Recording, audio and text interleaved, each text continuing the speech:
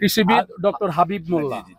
আমরা আসলে একজন কৃষিবিদের সাথে কথা বলবো যে আপনারা আসলে আমাকে জানাবেন যে আসলে যে শাহজালাল মিয়া যেভাবে একটা জনস্রোত বসিয়েছে বা তার পিছনে দেখলাম আমরা অনেকেই আছেন, জনগণ বা ভোটাররা আছেন, তবে আসলে জয়ের বিষয়ে আপনারা কেমন, যারা দলীয় নেতা কর্মী আছেন, আপনারা মানে জয়ের বিষয়ে কতটুকু নিশ্চিত?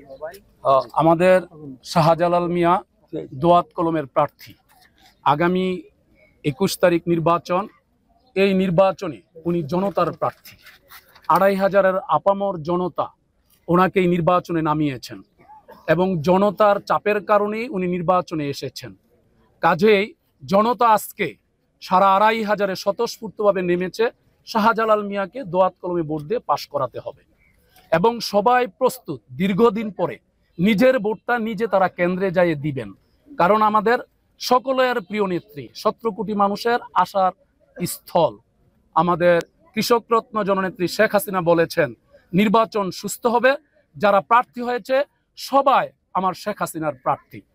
কাজেই শেখ হাসিনা যেহেতু সবাই প্রার্থী, আর 2500-এ যেহেতু এই শেখ হাসিনার প্রার্থীর পাশাপাশি জনতার প্রার্থী শাহজালাল মিয়া, কাজেই ওনার বিজয় সুনিশ্চিত, যেহেতু জনতা যে উনি ওনাকে ভোট দিতে পারবেন।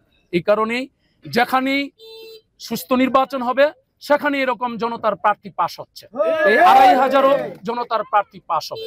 আমরা যে জায়গাটা অবস্থান করে আপনাদের সাথে কথা বলছি সেটা হলো মেঘনা বিধৌত একটা এলাকা, কালাপাহাড়িয়া। এই এলাকার মানুষ দীর্ঘদিন যাবত একটা ভালো মানুষকে চাচ্ছেন, একটা ভালো মানুষ এবং পরিষ্কার পরিচ্ছন্ন একজন সৎ মানুষ তারা পেয়েছেন।